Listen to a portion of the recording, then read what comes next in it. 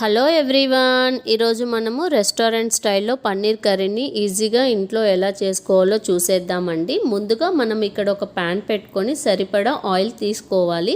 ఇలా oil heat ఎక్కిన తర్వాత ఇక్కడ నేను 3 ఎల్లిపాయలు, కొంచెం దాల్చిన చెక్క అండ్ క్యాషూనట్ బోడంబి గుప్పెడు, ఒక పెద్ద సైజు ఆనియన్ ముక్కలు, 2 టమోటా ముక్కలండి. ఈ క్వాంటిటీ అనేది నేను 200 గ్రామ్స్ ఆఫ్ పన్నీర్కి తీసుకున్నాను. ఇది ఒక 3 పీపుల్స్కి సరిపోతుందండి.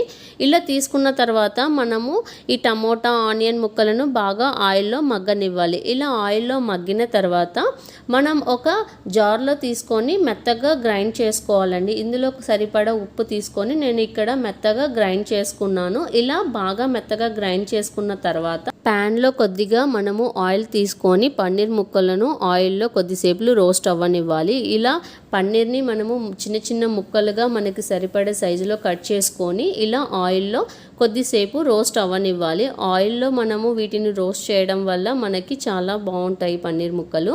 ఎక్కువ మరీ రోస్ట్ చేయకూడదండి, కొంచెం గోల్డెన్ కలర్ వచ్చే వరకు సరిపోతుంది. ఇలా రోస్ట్ చేసుకున్న తర్వాత తీసి మనము పక్కన పెట్టుకోవాలి. పెట్టుకున్న తర్వాత అదే ప్యాన్లో మరి ఆయిల్ కొద్దిగా తీసుకొని బిర్యానీకి సంబంధించిన పువ్వు, కొమ్మ, సాజీరా ఇవన్నీ తీసుకోవాలండి. ఇలా తీసుకున్న తర్వాత నేను ఇక్కడ ఒక మీడియం సైజు ఆనియన్ ముక్కలని చిన్నగా కట్ చేసుకొని 2 మిర్చీలని కట్ చేసుకొని ఇలా తీసుకున్నాను. వీటిని కొద్దిసేపు మనము ఆయిల్లో మగ్గనివ్వాలి. ఇలా మగ్గిన తర్వాత ఒక టేబుల్ స్పూను మనము అల్లం పేస్ట్ అనేది తీసుకోవాలి. అల్లం పేస్ట్ని ఆయిల్లో కొద్దిసేపు మనము ఇలా కలుపుకోవాలి, స్మెల్ వెళ్ళే వరకు. ఇలా కలుపుకున్న తర్వాత ముందుగా మనము గ్రైండ్ చేసి పెట్టుకున్న పేస్ట్ని ఇందులో యాడ్ చేసుకోవాలి. ఇలా యాడ్ చేసుకున్న తర్వాత బాగా కలుపుకోవాలి. ఇలా కలుపుకొని మనము దాన్ని ఒక 2 to 3 minutes మనం ఆయిల్లో మగ్గనివ్వాలి. ఆయిల్ ఇలా పైకి తేలే వరకు ఉన్న తర్వాత ఒక టేబుల్ స్పూన్ కారము, పసుపు, ఒక టేబుల్ స్పూన్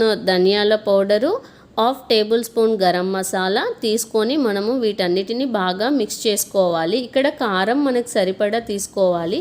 ఇలా మనము మనకు సరిపడా క్వాంటిటీలో అన్నిటినీ తీసుకున్న తర్వాత బాగా మిక్స్ చేసుకోవాలి పేస్ట్లో కలిసేలా, ఇక్కడ వీడియోలో చూపిస్తున్నట్టు. ఇలా బాగా కలుపుకున్న తర్వాత మనము ఇక్కడ కొన్ని వాటర్ తీసుకోవాలి. ఇక్కడ మీడియం గ్లాస్ వాటర్ సరిపోతుందండి. ఇలా వాటర్ తీసుకొని మళ్ళీ ఒకసారి బాగా కలుపుకోవాలి. ఇలా కలుపుకున్న తర్వాత ఒక 5 minutes పాటు మనము స్టవ్ని మీడియం ఫ్లేమ్లో ఉంచి వాటిని మగ్గనిచ్చుకోవాలి. ఇక్కడ చూడండి, ఈ కన్సిస్టెన్సీ వాటర్ సరిపోతుంది. ఇలా తీసుకున్న తర్వాత మనము కొద్దిసేపు ఇలా వదిలేసేయాలి. ఇలా మగ్గిన తర్వాత ఇందాక రోస్ట్ చేసి పెట్టుకున్న పన్నీర్ ముక్కలు ఉన్నాయి కదండి, వాటిని ఈ కర్రీలో యాడ్ చేసుకోవాలి. ఇలా అన్నిటినీ యాడ్ చేసుకున్న తర్వాత మళ్ళీ కొద్దిసేపు మనము కర్రీలో బాగా కలిసేలా కలుపుకోవాలి.